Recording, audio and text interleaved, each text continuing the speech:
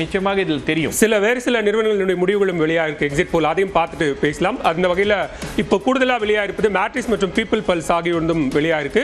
News 18 first face exit போல பார்க்கிறோம். இது என்டிஏவுக்கு 60 முதல் 70 இடங்கள், மகா கட்பந்தன் கூட்டணிக்கு 45 55 இடங்கள், அதே போன்று ஜன்சுராஜ் பார்ட்டிக்கு எந்த இடமும் இல்லை அப்படிங்கிற வகையில் நியூஸ் 18 ஃபர்ஸ்ட் ஃபேஸ் 121 இடங்களுக்கு நடைபெற்ற ஃபர்ஸ்ட் ஃபேஸ் எக்ஸிட் போல் முடிவுகளை பார்க்கிறோம். அந்த வகையில் டைம்ஸ் நவ் எக்ஸிட் போல் முடிவுகள் என்டிஏவுக்கு 142 145 இடங்கள் வரைக்கும் கிடைக்கும் அப்படின்னு, மகா கட்பந்தன் கூட்டணிக்கு 88 91 இடங்கள், ஜனுஸ்ராஜ் பார்ட்டிக்கு எந்த இடமும் இல்லை. அதே போல மேட்ரிஸினுடைய முடிவுகளை பார்க்கிறோம். என்டிஏவுக்கு 147 167 இடங்கள் வரைக்கும் கிடைக்கும்.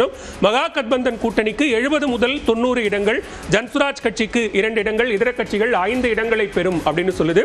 பீப்பிள் பல்ஸினுடைய எக்ஸிட் போல் முடிவுகளை பார்க்கிறோம். அந்த வகையில் என்டிஏவுக்கு 133 159 இடங்கள் வரைக்கும் கிடைக்கும். மகா கட்பந்தன் கூட்டணிக்கு 75 101 இடங்கள் வரைக்கும் கிடைக்கும் சொல்கிறது.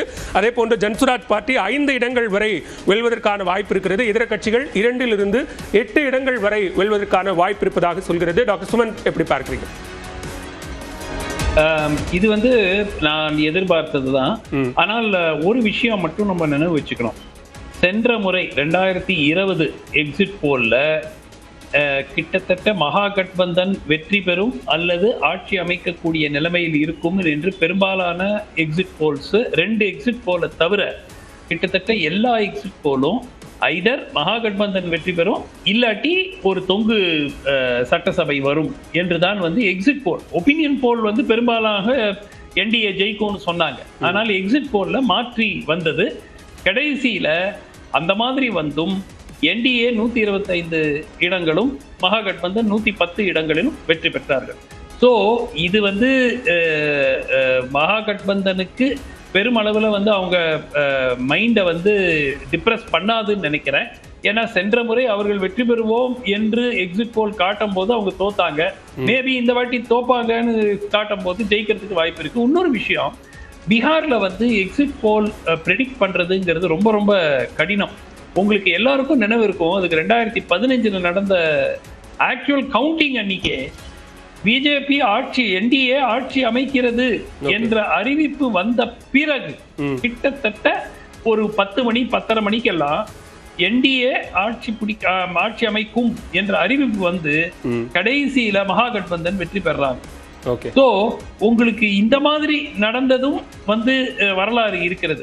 Bihar because of the multipolar, இந்த முறை பிரசாந்த் கிஷோர் இருக்கிறதுனால ஒரு மல்டி 3 கார்னர்டு கான்டெஸ்ட்ங்கிறதுனால இதை ப்ரெடிக்ட் பண்றது ரொம்ப ரொம்ப கடினம்.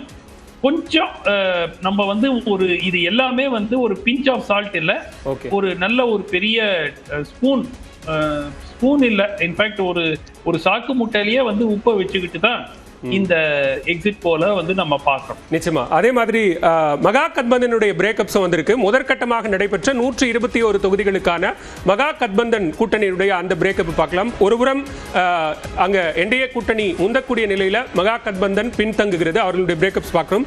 ஆர்ஜேடி மொத்தம் அதாவது 121 தொகுதிகளுக்கான அந்த ஃபர்ஸ்ட் பேஸ்ல 25 35 இடங்கள் வரைக்கும் வெற்றி பெறும் அப்படின்னு சொல்லப்பட்டிருக்கு. காங்கிரஸ் 5 10 இடங்கள் வரைக்கும், அதே போன்று சிபிஐ எம்எல்எல் அங்க மார்க்சிஸ்ட் லெனினிஸ்ட் விடுதலை இயக்கம் என்பது 4 8 இடங்கள் வரைக்கும் வெற்றி பெறும் அப்படின்னும், சிபிஐ 3 5 இடங்கள் வரைக்கும், சிபிஎம் 3 2 இடங்கள் வரை வெற்றி பெறுவதற்கான வாய்ப்பு இருப்பதா சொல்லப்படுகிறது. துணை முதலமைச்சர் வேட்பாளர் அப்படிங்கிற அந்த பொறுப்புக்கு இருந்த விஐபி விகாஷில் இன்சான் பார்ட்டி என்பது அந்த முதற்கட்டத்தில் எந்த இடமும் பெற வாய்ப்பில்லை அப்படின்னு சொல்லப்படுகிறது. அதே போல இந்தியா இன்க்ளூசிவ் பார்ட்டி ஐஐபியும் எந்த இடங்களை பெற வாய்ப்பில்லை அப்படிங்கிற ஒரு சூழலும் இருக்கிறது. நிறைய தேர்தல் வாக்குறுதிகள் நம்ம பேசின மாதிரி பாஜக தேர்தல் வாக்குறுதிகளை ஏனைய மாநிலங்களில் இலவசங்களை கடுமையா விமர்சிச்சிருக்கிறாங்க. ஆனா விவசாயிகளுக்கான இலவச மின்சாரம் தொடங்கி ஆண்டுக்கு 2 லட்சம் ரூபாய் அப்படிங்கிற வரைக்கும் பல கவர்ச்சிகரமான வாக்குறுதிகள் பீகார் தேர்தலில் இருந்திருக்கிறது. இப்போ நம்ம என்டிஏ வெர்சஸ் மகா கட்பந்தன் அப்படின்னு பார்க்கும்போது அங்க எந்த கூட்டணியினுடைய தேர்தல் வாக்குறுதி கதாநாயகனாக இருந்தது அப்படின்னு பார்க்க வேண்டியிருக்கு. நீங்க வாக்குறுதியோட